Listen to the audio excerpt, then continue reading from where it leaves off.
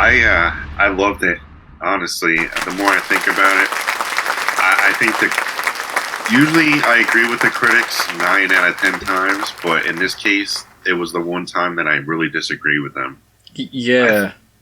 I thought the pacing, yeah, it was a little fast, and I think it clocked in at just under 2 hours, but it really didn't feel like it. I didn't feel like I was ever bored.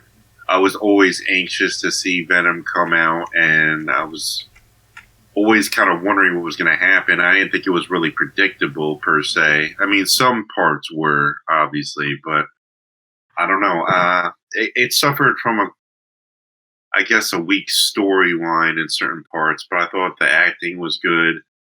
Alright, what about you, Sean? What are your initial thoughts? I was skeptical going into this. I've seen all the trailers and I was just like, this is going to be one hell of an experience. And I actually really enjoyed myself watching it. Like I didn't read like any of the reviews, but I accidentally stumbled upon like the Rotten Tomatoes score and I was like, "Oh fuck, this is giving me anxiety." But I came out satisfied. You know, it's flawed, but you know what? It's a fun time. It's fine. That's probably gonna sum up my thoughts as well. It's fine. I think it's fun. It's actually I really enjoyed it. That's pretty Yeah, I had good. a really fun time. Like I was. Yeah, like It was meant to be a funny movie, and I don't think people got that. I I think mean, not in our theater. I'm talking about the critics at least, because I laughed a lot. because every critic expects everything to be the Dark Knight. I Right, don't know. which I don't. It felt like well, but that ironically, kind of a little bit off topic, but one scene in The Dark Knight, the end with the Joker, how they had like the lights and the smoke and from the smoke bombs. There was a scene in this movie that was slightly reminiscent of that part, at least. Like I thought, which that people do that. They kind of piggyback off their. Oh yeah, yeah. I know what you're talking about. It actually took me a second to figure out what scene you were talking about, and I was like, "Oh yeah, shit." I think it was when he was escaping. Yeah, When yeah, that's what it first, was. yeah, when he got bit. basically in the movie, Eddie Brock is a reporter in San Francisco for whatever reason. Because I thought he's supposed to be a Spider-Man villain. It's not in New York. Anyways, he's a reporter, and he goes to get an interview with Riz Ahmed, who's like this evil scientist. Oh, that Who's was his name. no, that's the actor's name. Oh, oh, oh, yeah. I don't know what the character's name, but like Fuck. he's like an evil scientist, and Tom Hardy has like some dirty information, and because he brings this up in the interview, he gets fired, and then I will say like the now I'm like summarizing it. The I feel like it's a while until he gets the Venom. Yeah, Yeah, the first act was sloppy, and I thought the second act was really where the fun started to kick in. I Yeah, Santa actually, is a- I really like how they built up Venom. It didn't feel like But yeah, he he needed basically to be gets the there. Venom from this guy's lab. Yeah, I mean, and we then all know what Venom looks like, but I still enjoyed the fact that they took their time to build him up. In case somebody didn't know who Venom was. I mean, Right. I just appreciate little things like that. I I don't don't know. know. I want to talk about the first act because I feel like that's the biggest struggle Eh. of the movie. Yeah, they were just trying to kind of fast forward through the Through all the setup, it felt like, which and like which I don't know. I kind of in a way I kind of like that because sometimes you're kind of like, all right, we know that you're just building it up, just get the win already, and they kind of Yeah. did that. I mean, I don't know if you're like I don't know. I kind of disagreed. Like you say, get to the point already, but it was like 50 minutes before you got the Venom. No, I get that, but I mean like the backstory. I mean, it's kind of like, all right, we know who this guy is. They're kind of just diving into it. yeah. I agree with you. They could have like gotten some more Venom scenes earlier, but like I didn't feel like it was like. Like now, I'm starting to see where the pacing stuff comes. Cause like it's like 50. I'd say if I had to guess, it would probably be like I'd say like at like the 46-minute mark is like when he gets to Venom, No, Yeah, it was about 40 minutes. and then like when- within like 10 the- minutes the we already scene- see Venom. Like the scene in the apartment where he really comes out as Venom. I officially checked my phone because I wanted to see the time when he was introduced. It was about an hour in. Oh, so it was yeah. about an hour in. I'd say with the previews included in that time. Yeah. Okay. yeah. So like it's like it takes a while to get to Venom, and then when it does get to Venom, it's like it was like you were going on a Sunday drive, and then like you just turned right in the middle of a NASCAR race. That's what it felt like to me, at least. I don't And like that. You're making a left turn. gonna be going straight and then turning to the left. No. And I want to say, like, I'm not a big fan of I didn't really feel the chemistry between Tom Hardy and Michelle Williams, Yeah, there was especially in the beginning. I like, literally did feel I like didn't- there was I nothing didn't- there. I didn't buy, like, you're supposed to buy that they're a couple and that they're in love, and I was like, Yeah, they didn't. it just feels like you like when I'm watching it, I'm like, you're just actors saying lines. It doesn't really feel like you guys are actually, like a believable couple. Yeah, to I'm me. watching it and like I don't even think That's why they split up. I don't even think I remember the character even that much afterwards because all I remember is that like the symbiote takes Venom takes her over just for like a couple minutes and then boom, back to Brock. That's it. That's literally all it felt like. Yeah, pretty much. I guess I don't know if plot device No, is the word. I felt her character was important because of the new guy she was dating being a doctor and how he kind of like tested him. So I thought that was somewhat relevant. And it wasn't like they overused anyone. Like I felt like the screen time was appropriate. It was basically Tom Hardy's show 90% of the time, right? Yeah, and I mean, I actually really like that because I love Tom Hardy as an actor and Yeah. he did a great Yeah. job with the Eddie Brock character. I honestly think he was better than Topher Grace. As much as I love Topher Grace, he was not a good Venom. Well, Topher Grace. I'd say Topher Grace as the reporter was better. Yeah, No, I can agree He- with that. He fit. Yeah, he fit the type more for the reporter. I thought. No, not like a more comic accurate Eddie Brock is Tom Hardy one. Oh, all right. Yeah. I think like because like in the comics he's like a buff athletic reporter. Oh, He's okay. the- All right. He's like the opposite of Peter Parker in the comic books. And Oh, then- all Yeah, right, like and- I honestly and think in Spider-Man 3, it's He like was they're the both same. nerdy. Yeah. Yeah. All right. I got it. I honestly think I enjoyed Eddie Brock more here than I did in like in Spider-Man 3. And I don't know much about Eddie Brock in the comics. This is coming from a more I guess I'll tell neutral you, standpoint. The one scene that I really didn't care for was when he approached Riz Ahmed's character at the beginning. I thought that was kind of a clunky, sloppy scene.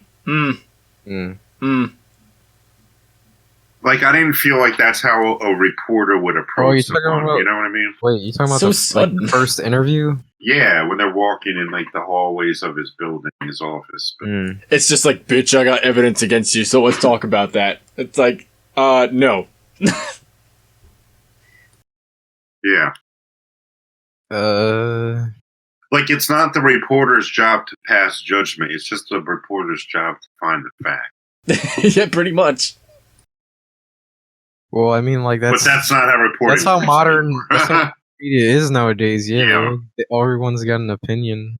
Like you're gonna find different opinions on MSNBC from Fox News from the reporters. People also hate other people's opinions constantly.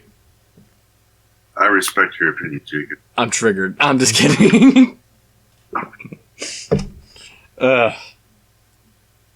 Yeah, like so, like Michelle Williams and Tom Hardy didn't work for me in the chemistry, and like I feel like Riz Ahmed is miscast. He's a great actor, but I thought he was. I don't. All right, think so give me an actor who you think would have been better. This is gonna get interesting.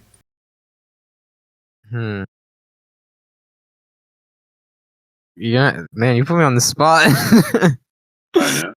But Because I'll get back to you on that. But like, I just feel like because I told Sean for Michelle Williams' character, I thought Anna Kendrick would have been good, but he was like, I don't know. I don't know. I feel like it's a really good script with a lot of miscast. To me, at least. Well, who was miscast aside from Michelle Williams? Think Michelle Williams and Riz Ahmed. All right, that's it. 2 of the 4 main characters. Those are like the main characters. Yeah, I know. Who else was even in the film? I feel like those were like the only characters that had any kind and then Tom Hardy and the Doctor. Oh yeah, I didn't give any shit about that fucking Doctor character. Like, he was all right though. It wasn't like I'll say though about in defense of the Doctor thing, like it's really a typical movie cliche that I hate is that when the main character's love interest is dating another guy, that other guy's usually I think an that's asshole. why I honestly think that's why I didn't give a shit. Well, he wasn't an asshole though. Yeah, I know he wasn't an asshole. That's what I liked about it. But at the same time, the new guy is usually a doctor. That is so goddamn true. Right? Is it? Yeah. I'm just thinking back to a bunch of movies now. Yeah, it really is the Doctor character a lot of the time. Right? Well, I think the thing they're trying to do with those movies, and by doctor, it could be like a psychiatrist, even. Well, no, I'm saying I think the point of that is like when the boyfriend of the love interest is like a doctor, it's supposed to show like, oh, I'm dating someone successful, more successful. Well, yeah. Oh, there is one thing. I know this is like completely different, but there is one thing I thought about the whole time. There was like a motorcycle like action chase scene. I really liked that. Yeah, I thought that was well done. I can tell just by watching it. There was like, I think what really like struck with me was that I think they used a lot of practical effects just by looking at it. Like a lot of the cars slipping over and stuff like that felt real. Like I don't know if it was, but yeah, like that was probably good. Like I don't know, it kind of reminded me of like Mission Impossible Fallout or something like that. You know, with the way they handle like chase scenes. I don't know. I just really liked it. I had a good time with that. I don't know. For me, I feel like the action, like some of the weakest. I kind of enjoyed like all the other stuff a little bit more than the action itself. Well, like that's really the only action scene that I really got into was just that motorcycle chase. But all the other ones was just like they're the really kind of serve the plot. I don't know if that's the way I want to word it, but hopefully you know what I'm getting at. I just loved Venom's voice. A couple trivia facts you liked here. Venom's voice. Oh yeah, like kind of like that. Yeah, Venom was like a. It says here that Tom Hardy recorded his lines for the Venom symbiote. Oh wait, that was his voice? Yeah, dude, that's what I'm saying. And I thought that was somebody else doing the voice. Yeah, I thought that was someone else as well. No, dude, that's what I'm telling you. That's why I like Tom Hardy that much more. And it says they played Him and I can have a battle. It says they played back through an earpiece during the scenes where he was talking to him. Dude, I literally was like coughing up a storm. I had to like mute myself for a second after doing that voice. It's fucking hard. Yeah, damn, that's actually really surprising though that it was him. I think I now have more of an appreciation. Also, he cited that his influence for the voice was James Brown. That's odd. Really? Yeah. Okay. Get on up with that thing. Yeah, I want to talk about the third act though. Because it felt something. Okay, go ahead. Sorry. No, like I kind of got like Ant-Man, Black Panther syndrome, where like you have like the hero, he like fights a pretty much identical version of himself. Oh yeah. If you know what I'm saying. Like what was that? Like they're both Venom and they're both fighting, and it's like pew, pew, whatever. and it's like just like the ending of Ant-Man or Black Panther. Like at the end of Black Panther, he fights a guy in a Black Panther suit, and Ant-Man he fights a guy in another Ant-Man suit. It was like that kind of shit. I did think like or even Iron Man has the same thing. Yeah. He fights guy in Iron Man suit. well, there It's the was same. like I mean, I actually kind of like the CGI fight. Normally, I don't like too much CGI and like too much CGI fighting, but I actually kind of enjoyed it just because I don't know, visuals were kind of cool. Yeah. Some of it was a little cartoonish looking. Like there's that one shot of like Venom and Tom Hardy in the store, which I still don't like, where it's like half of Brock's face and half of Venom. I kind of like that. Yeah, You're talking about when the Venom's face opens up? yeah, something feels Hardy. off about it, but I can't really put my finger on it, if that makes any sense. Like, it sort of feels unfinished. Like, on Tom Hardy's side, you know? Like, I think that's what's bothering me. It just looks weird on Tom Hardy's side. Well, it says originally Tom Hardy was going to portray him in motion capture visual effects, but they scrapped that plan because the facial features couldn't be imitated. Huh. So Venom is fully computer graphic imagery. That's why it looks weird then. Well, I mean, like, what? Like, the design they went for, it's a lot like the Ultimate Comics version of Venom, rather than, like, the normal 616. Yeah, only the nerds will know what I'm talking about, but like it's more of it's more inspired by the Ultimate comic version, the look of Venom, rather than like what Sam Raimi did, which was like trying to be realistic. Yeah. Like this did it felt like the Marvel influence was there, like it looked more comic booky.